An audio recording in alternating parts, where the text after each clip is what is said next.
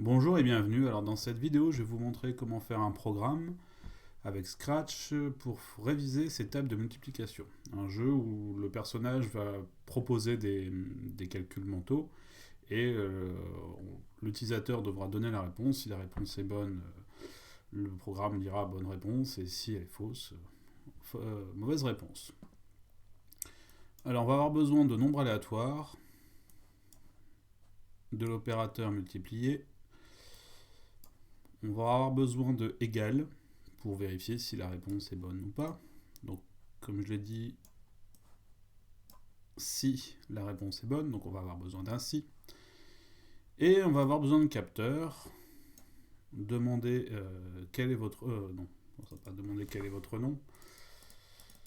On demandera directement la question, tout simplement, enfin la question, l'opération. Et donc l'opération va tenir sous forme d'une variable. Et en fait, il va falloir même plusieurs variables. Un premier chiffre tiré au hasard, chiffre A. Second chiffre, chiffre B.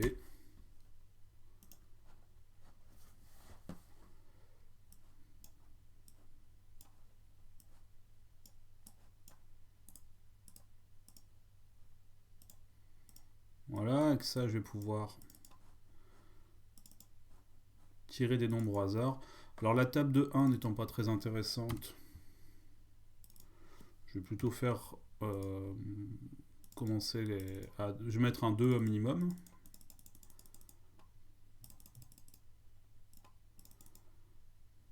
Voilà.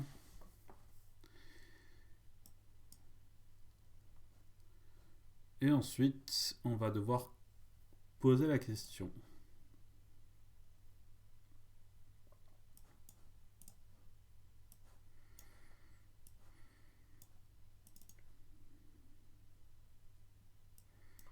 Ok, ça marche.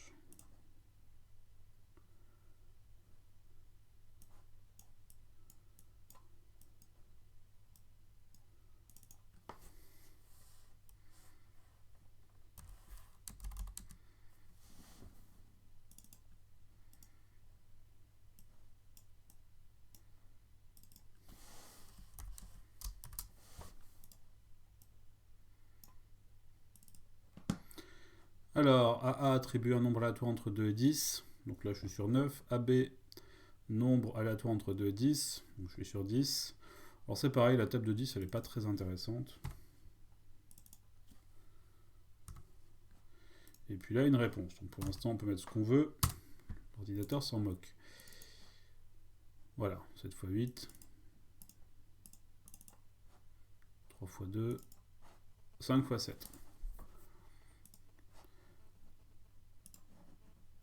Donc dans le capteur, on va utiliser la réponse. Et le fameux égal. Si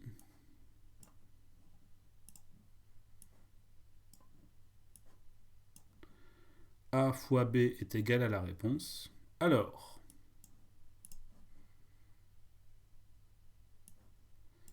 dire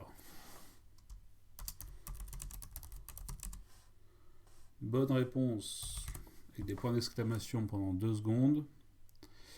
Et sinon, l'idéal ce serait de le faire recommencer. Bon, on va commencer comme ça.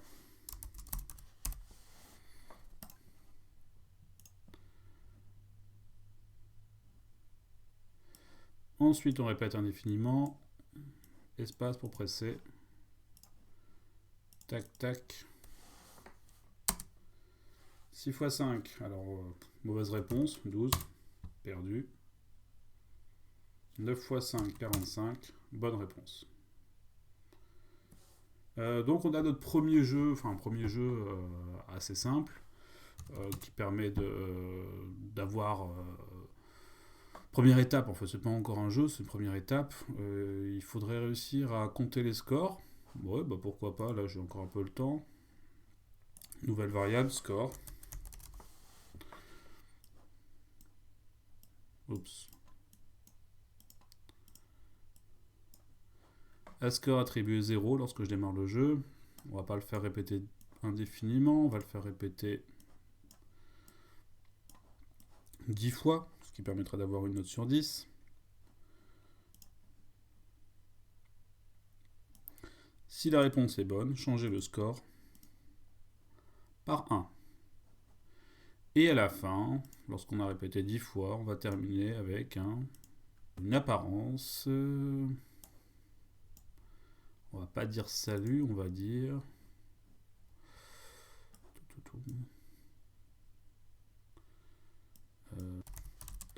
ton score est de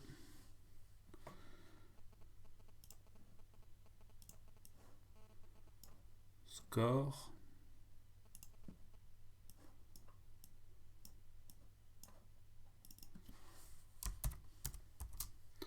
sur 10 pendant 5 secondes.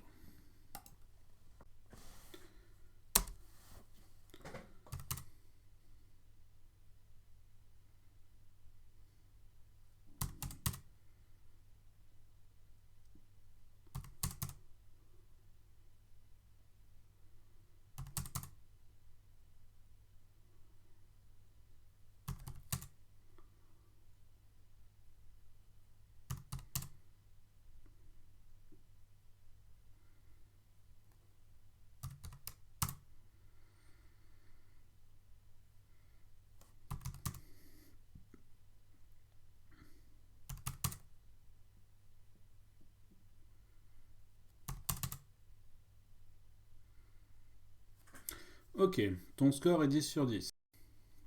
Alors il serait intéressant peut-être de trouver un moyen pour que lorsqu'on met une mauvaise réponse, la question reste posée. C'est-à-dire, bon, je sais pas, moi, 2 x 5, je réponds 11, il me repose 2 x 5. Il devrait y avoir moyen de s'en sortir avec répéter indéfiniment si ou répéter jusqu'à. Par exemple, à partir de répéter jusqu'à ce que la réponse soit bonne. Je pense qu'avec ça... alors on va faire ça comme ça.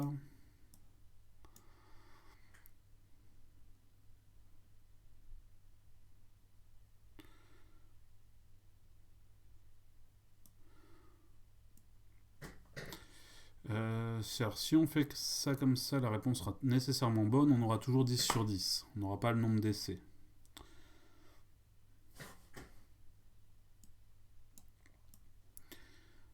Donc la réponse sera nécessairement bonne. Donc on mettra toujours dire bonne réponse à la fin. Et on change le score par 1 à chaque fois. Et pour la phrase de fin, tu as réussi en... Donc score mettra le nombre d'essais.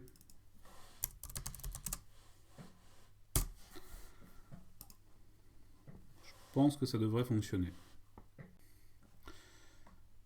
Donc je vais afficher la variable score pour qu'on puisse voir le résultat, enfin l'évolution du programme, du fonctionnement du programme. Et je vais tout relancer. Donc 3 x 7, si je réponds à côté, j'ai bien le score qui augmente, enfin le score. Cette fois-ci, le nom de la variable, c'est toujours score. Maintenant, je l'utilise pour compter le nombre d'essais. Donc là, j'ai bien fait un essai. Donc, si je remets une erreur, 2 essais, 3 essais. Voilà, et au bout du 4e essai, j'ai une bonne réponse. Donc normalement, il devrait quand même me poser 10 questions. Sauf si il me pose... il est possible qu'en tirant au hasard, la même opération tombe 2 fois à la suite. Dans ce cas-là, je n'aurai pas à répondre la 2e fois. Bon, ça c'est un petit problème à voir, mais on va faire avec. Voilà, bon bah c'est bien pour cet exercice. Il regroupe déjà pas mal de choses intéressantes de manière assez concentrée. Genre un seul objet, c'est pas compliqué comme programme. Et puis c'est fonctionnel, et en plus c'est utile pour réviser les tables de multiplication. Alors ça marche avec tout, on n'est pas obligé de faire des multiplications. Vous pourrez marcher avec des soustractions, des additions, des divisions.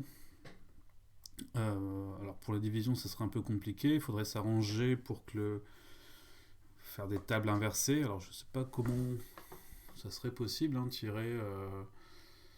Comment on pourrait faire pour des divisions?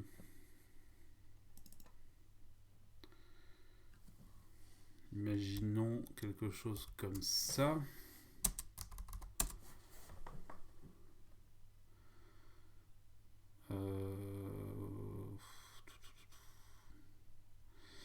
Ah ouais, le souci c'est de réussir à tomber sur des calculs justes. Bon, en fait, c'est assez simple. On va prendre la multiplication. Tac, si la réponse est B.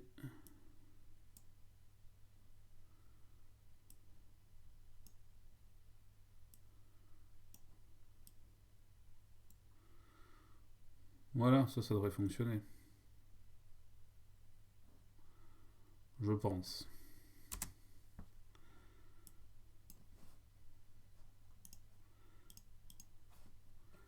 Donc l'idée, c'est jusqu'à ce que... donc, on tire au hasard A et B, donc ici j'ai 5 et 9. Et je fais la multiplication de 9 fois 5, je divise par A, donc ici c'est 5, et je demande B. 45 divisé par 5, donc la réponse est B. 9, bonne réponse. 12 divisé par 4. Donc je vais essayer une mauvaise réponse, hein, je vais mettre 2. Évidemment, là, le nombre d'essais a augmenté. Donc la réponse demandée, c'est toujours B, en fait, hein, tout simplement. 35 divisé par 7. 56 divisé par 8. Voilà. Le problème de la division, c'est de tomber sur des divisions, sur des résultats non entiers, donc des chiffres avec des virgules. Donc, je sais pas moi, 10 divisé par 3, par exemple. C'est assez compliqué d'écrire la réponse de 10 divisé par 3. Mais en faisant calculer le numérateur avec les chiffres tirés au hasard, on est certain de tomber sur une opération avec un résultat entier. Voilà, bon, ça c'est une astuce pour la division. Mais sinon, d'une manière générale, on peut faire l'opération qu'on veut. On pourrait même, dans une version plus compliquée du programme, envisager que l'opération soit tirée au hasard. C'est-à-dire que l'opérateur, plus, moins, multiplié, divisé, puisse être posé indépendamment. Donc il y a plein de solutions pour faire ça. C'est pas le sujet. Là, on a un programme qui fonctionne et c'est déjà pas mal. Voilà, donc à bientôt pour notre vidéo. Salut!